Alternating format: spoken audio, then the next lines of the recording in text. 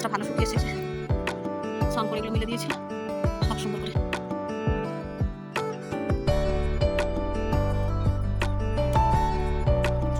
দেখো কদিন টানা বৃষ্টির পর আজকে একটু রোদের দেখা মিলেছে। ভোরবেলা থেকে উঠেই তো রান্না বান্না করেছি, সোনার বাবা যাবে অফিস, সেই জন্য রান্না বান্নাটা তো আমার করা হয়ে গেছে। তারপরে দেখো এক ছাদ ভর্তি জামা কাপড় সমস্ত কিছু রোদে দিয়ে দিয়েছি। ছাদটা এখন আমি ঝাঁটিয়ে উঠতে পারিনি। সকাল থেকে ওই রান্না বান্নার দিকে থাকলে না, তখন আর বাকি এই কাজগুলো তখন করতে একটু লেট হয়ে যায়। তো স্নান করেও নিয়েছি, স্নানের জামা কাপড়গুলো কেচে কুচে নিয়ে কোনো দিকে না তাকিয়ে সোজা চলে এলাম ছাদে। যেহেতু এত জামা কাপড় মিলেছি, তার সাথে স্নান করারগুলোও সুন্দর করে মিলে দিলাম। দেখো সারা ছাদ ভর্তি শুধু জামা কাপড়, প্রত্যেকেরই ছাদে একই রকম চিত্র। যাই হোক, তবে একটাতেই হলো রান্নাটা হয়ে গেছে। এই যে সুন্দর করে ভগবানের পূজাটাও সেরে নিলাম, তোমাদের গোপাল সোনার দর্শন করিয়ে দিলাম। দেখো কি সুন্দর লাগছে আমার গোপাল সোনাকে, মাকেও দেখিয়ে দিলাম। প্রত্যেকটি ভগবানকে সুন্দর করে ফুল দিয়ে সাজিয়ে দিয়েছি, তোমাদেরকে দর্শনও করিয়ে দিলাম। চলো এবার বাকি কাজবাজগুলো সারি। ছাদে এসেছি, এই যে দেখো এত বাসন কোসন, যেহেতু পূজা হয়ে গেছে। আর রেকাপগুলো দেখছি বর্ষাকাল এলেই রেকাপগুলোতে এরকম মানে ছোপ ছোপ হয়ে যায়, কেন আমি জানি না। আর এই যে ঝুড়িটাতে যত ফুলের সব জিনিসপত্র প্রত্যেক দিনে যেগুলো থাকে, ওগুলো ওই ঝুড়িটার মধ্যে রেখে দিই, তাহলে জলটা বেরিয়ে যায়। আর ওই কাপ ফুল টুলগুলো থাকে, ওগুলো একসাথে অনেকটা জমলে তারপরে আমি নিচে নিয়ে গিয়ে ওগুলো গাছের গোড়ায় দিয়ে দিই। দেখো এখন এই যে বসে গেছি ঠাকুরের বাসন কোসন মাজতে। সকালের পূজাটা তো সেরে নিলাম, এই যে বাসন কোসনগুলো এবার মেজে ধুয়ে নিচ্ছি। কারণ এইরকম ছোপ ছোপ হলে না ভগবানকে প্রসাদ দিতেও কিরম লাগে। তাই ভালো করে এই যে দেখো বাসন মাজার সাবান তার সাথে লেবু নিয়ে চলে এসেছি, এসে একেবারে মেজে মেজে নিচ্ছি। মেয়েটাকে শরবত দিয়েছি সকালে, আর চা দুটো বিস্কিট দিয়ে এসেছি ওপরে। বলেছি সোনাই তুই পর, কিন্তু আমি ছাদে এসেছি প্রায় আধ ঘন্টা ৪৫ মিনিট হয়ে গেছে। ছাদে এসে দেখছি এই যে এত জামা কাপড় উল্টে পাল্টে এগুলোকে ঠিকঠাক করতে হবে। এই যে মেয়েও দেখো ওপরে এসেছে, মা তুমি কি তোমার একটা আংটি পাওনি? আমি বললাম হ্যাঁ বাবা। বলছে এই তো আমি পেয়েছি। মানে ও নিচে ওর মতো করে গোছানো শুরু করেছে। এই যে আমি উপরে এতক্ষণ কাজ করছি, ও কিন্তু নিচে ওর পড়া করে এবার জানে মা অন্য কাজ করছে, আমি তাহলে মায়ের একটু কাজগুলো করে দিই। জানে ভেতরের ঘরটা একটু অগোছালো আছে, জামা কাপড় অনেক জমে আছে। ওগুলো কিন্তু এসে দেখলাম ও পুরো গুছিয়ে নিয়েছে। আমি তো ওপরে অনেকক্ষণ কাজ করেছি, প্রায় ঘন্টা দেড়েক। ওপরে কাজ করতে করতেই আমার অনেকটা সময় চলে গেছে, আর মেয়ের খিদেও পেয়ে গেছে। মেয়ে বারবার কিন্তু ডাকছিল, মা তোমার কাজ হয়েছে, মা তোমার কাজ হয়েছে। বুঝতেই পারছিলাম মেয়ের আজকে ভীষণ খিদে পেয়ে গেছে, কারণ সকালে ওই অল্পখানি খেয়েছে আর কি। যাই হোক, এই যে দেখো বাসন কোসনগুলো মেজে ধুয়ে ঘষে ঘষে নিলাম, নিয়ে এখন এই যে উপর করে দেবো। তার সাথে এই যে জামা কাপড়গুলো একেবারে উল্টে পাল্টে দিচ্ছি। বারবার একটু উল্টে পাল্টে দিলে তাড়াতাড়ি করে একটু শুকিয়েও যায়। আবার কখন বলতে কখন মেঘ করে বৃষ্টি নেমে যায়, সেই জন্যই আর কি যতক্ষণ ছাদে ছিলাম বারবার ধরে জামা কাপড়গুলো উল্টে পাল্টে দিচ্ছিলাম। দেখো এই যে সংসারে আমাদের কাজের শেষ নেই, ফলে সংসারে কী কাজ করো কী কাজ করো, এর উত্তর আমরা কি করে দিই বলো তো? এইসব উত্তর কি আর দেওয়া যায়? প্রত্যেককেই ভাবে সংসারে কি কাজ করে। এই যে সারাক্ষণ এই যে সংসারে খুঁটিনাটি কাজ, এগুলোর তো কোনো হিসাব দেওয়াই যায় না। যাই হোক, দেখো নিজের সংসার নিজে আমাকে ঠিকঠাক করে গুছিয়ে গাছিয়ে রাখতে হবে। সব কিছু পরিপাটি করে রাখতে হবে যতটা পারবো। চেষ্টাও করি সেইটুকু করতে। দেখো মেয়ের জামা কাপড়গুলো একটু মোটা মোটা তো, গেঞ্জি প্যান্ট এগুলো, ওগুলো বারবার ধরে উল্টে পাল্টে দিচ্ছি। আর ক্লিপও লাগাতে হচ্ছে, না হলে ওই যে হাওয়া হচ্ছে তো একটু পড়েও যেতে পারে। তো সেই জন্য ক্লিপ লাগিয়ে দিচ্ছি। আর আমার নাইটিটাও ভালো করে উল্টে দিলাম। ঠাকুরের বাসন কোসনগুলো মেজে ওখানে উপর করে দিয়েছি। তবে ওইখানে রাখবো না, কারণ কলটা তো অনেক সময় আমরা ইউজ করি। হাত ফাত ধুতে গেলে জল ছিটিয়ে ঠাকুরের বাসনে পড়বে। সেই জন্য একটু ধুয়ে একটু সরিয়ে নেব। যাই হোক, এখন ওখানে আছে। আর এদিকে তো কাজের শেষ নেই। মনে হচ্ছে এটা করি ওটা করি, বালিশ টালিশগুলো রোদে দিই। তবে আজকে না অত কাজ করা যাবে না, জানো তো। আজকের বারটাতে তোমাদেরকে বলাই হয়নি, কি হচ্ছে স্যাটারডে। আর স্যাটারডে মানেই আমাদের অনেক কাজ থাকে। পুজো অর্চনার কাজটা তোমার স্যাটারডে বেশিই থাকে, কারণ মায়ের এই যে মুছে মাছে সব কিছু সিঁদুর দেওয়া এই সেই নানান রকমের খুঁটিনাটি কাজ থাকে আর কি। পুজোর কাছে এলে আমার মোটামুটি ১ ঘন্টা ১.৫ ঘন্টা লেগে যায়। দেখো এই যে আবার কয়েকটা জিনিস ছিল, সেগুলো ধুয়ে নিলাম। তুলসী থানের প্রসাদটা দিতে বাকি ছিল, ওটা দিয়েও নিলাম।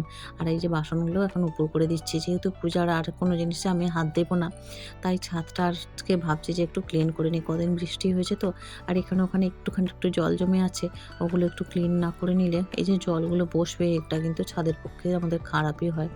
তাই আর কি তোমরা তো দেখোই আমি যখনই বৃষ্টি হয় ছাদে এসে আগে ভালো করে ওগুলো ঝাড় দিয়ে নিই। দেখো নিচে এসেই আগে ভালো করে মেয়ের জন্য পরোটা করে দিলাম, আর একটু ঝিঙে আলু হচ্ছে তরকারি ওই দিলাম, আর একটু সস। মেয়ে বেজায় খুশি, ভীষণ খিদে পেয়েছে মেয়ের।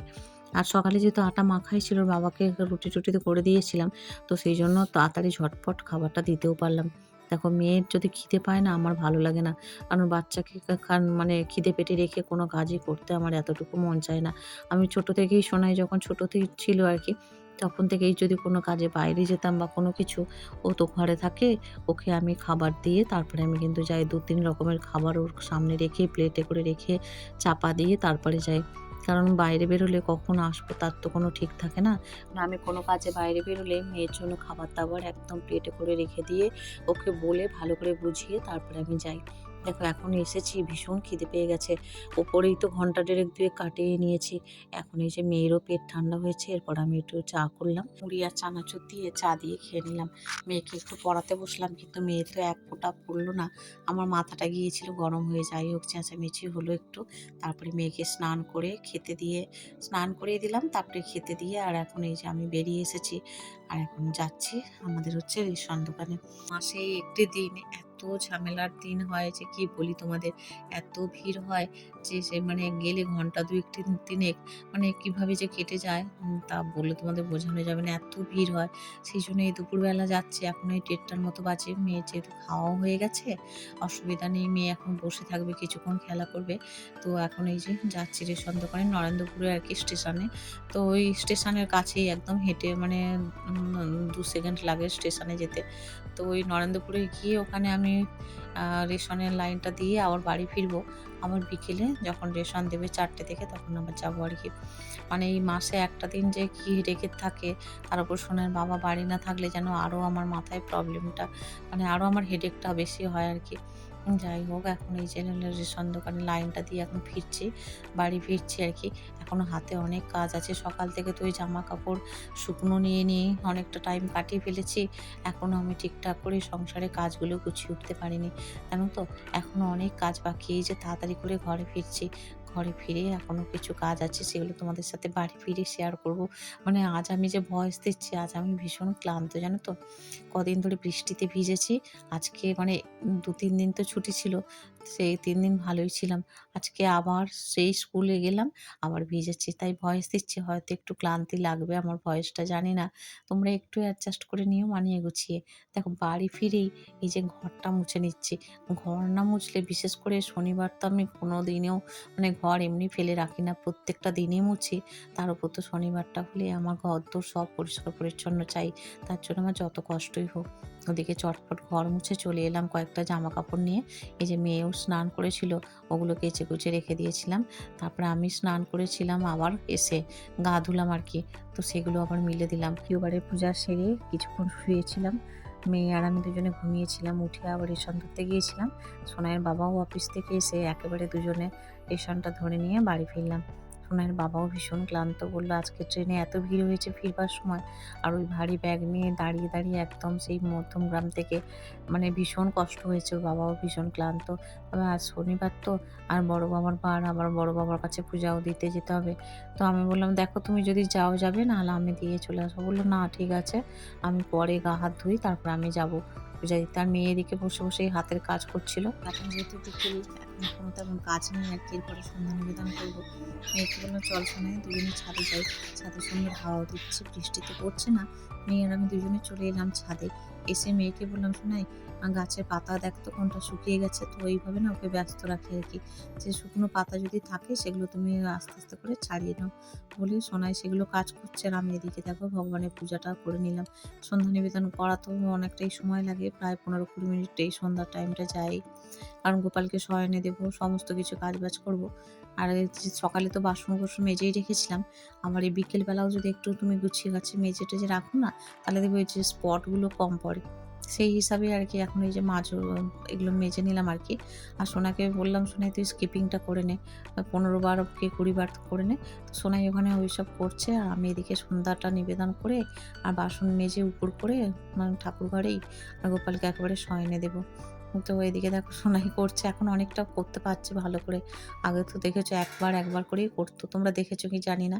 তো ইউটিউব ভিডিওতে আমি এগুলো আস্তে আস্তে করে শেয়ার করেই রাখি, কারণ এইগুলোই হচ্ছে আমার মানে স্মৃতি হিসাবে থাকে আর কি, স্মৃতির পাতায়।